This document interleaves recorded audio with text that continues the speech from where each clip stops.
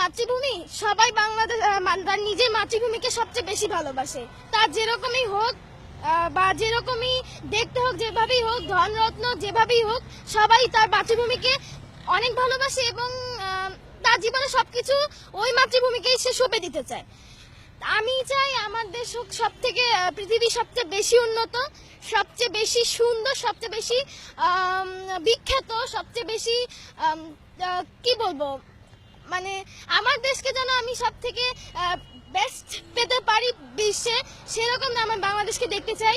আর এই বাংলাদেশ হচ্ছে পৃথিবীর অন্যান্য দেশের থেকে অনেক আলাদা, অনেক রূপবৈচিত্র্য, অনেক প্রাকৃতিক পরিবেশের চারপাশে গাছপালা অনেক ভিন্ন। তাই জন্য এই দেশকে আমার সবকিছু দিতে আমি রাজি, সব থেকে ভালোবাসি এই দেশকে। অন্য দেশে থাকলেও ওই দেশের থেকে এই দেশকে আর সব থেকে বেশি যে মনে পড়ে, এটা সবারই হয় যে অন্য কোনো দেশে যদি আমরা যাই তাহলে এই দেশের কথা সব থেকে বেশি মনে পড়ে। বাংলাদেশকে সোনার দেশ করতে হলে এই দেশকে এট ফার্স্ট শিক্ষিত করতে হবে।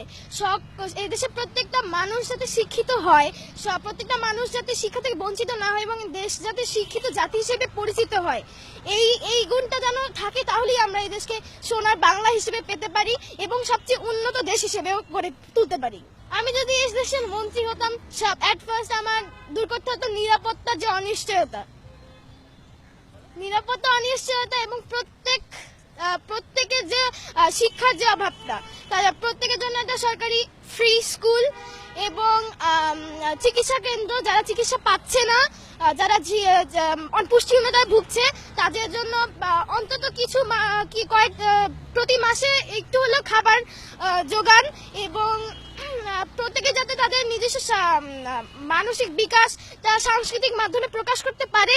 আমরা আমাদের দেশে ফরমালিন যুক্ত ফল মাঝে মধ্যে খেয়ে থাকি এবং পরে আমরা বুঝেও থাকি যে এটা অবশ্যই ফরমালিন, আবার অনেকে এর মানে অ্যান্টিবায়োটিক মানে অ্যান্টি কিছু নিয়ে থাকে যাতে জিনিসটা মানে বোঝা যায় এটার ভিতরে ফরমালিন আছে। আমরা অন্যান্য দেশে দেখি কি যে আইসক্রিম যেমন বেচে, তারা গ্লাভস পরে এবং তার ভালো উপযুক্ত যেগুলো কি ভালো মানে যেগুলো খেলে কোনো ক্ষতি হবে না শরীরে, সেগুলো ব্যবহার করে তারা আইসক্রিমগুলো তৈরি করে। এবং আমাদের দেশে যে অনেক জায়গায় এরকম হচ্ছে যে পাইকারি দামে আইসক্রিম বেচা হয় এবং সেগুলো কাঁচা পানি দিয়ে তৈরি হয়, যা শরীরের জন্য খুবই খারাপ। এই জন্য মানে সবগুলো স্বাস্থ্যকর করে ভালো মতো তৈরি করে পরিমাণ মতো সব জিনিস ব্যবহার করে যদি বিক্রি করা হয়, তাহলে এই সবগুলো জিনিসই আমাদের স্বাস্থ্যের পক্ষে ভালো হবে। এবং সরকারকে এটা বলতে চাই যে আমাদের দেশে যাতে স্বাস্থ্যকর খাবার তৈরি হয় ফরমালিন ছাড়া এবং যেন স্বল্প মূল্যে তা সবার জন্য কেনা সম্ভব হয়, তাই জন্য যেন এই আইনটা গ্রহণ করা হয়। শিশু হচ্ছে সব থেকে নিষ্পাপ। একটা শিশু যখন কোনো কাজ করতে চায় তখন সে সেই কাজটাকে যেভাবে করে সেটাই সবার কাছে সবচেয়ে ভালো লাগে।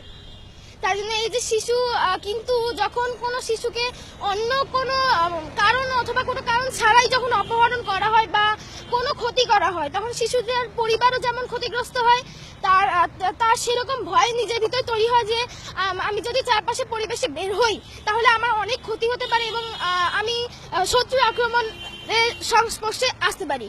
সুতরাং এই জন্য যদি বিশেষ করে শিশুদের জন্য কোনো আইন ব্যবস্থা না হয়, যে তাদের এই দেশে যত দুষ্কৃতীরা আছে যারা শিশুদের অপহরণের কাজে হয় তাদের প্রতি যদি কোনো স্টেপ নেওয়া হয়, তাহলে শিশুরা খুবই সেফ ফিল করবে এবং স্কুলে পড়াশোনার চাপ, আমি অবশ্যই বলবো পড়াশোনার চাপ যদি একটু হলেও কমানো যায়, তাহলে আমরা সবাই একটু খুশি হব, সবাই একটু পছন্দ করব এই মনোবেশটাকে।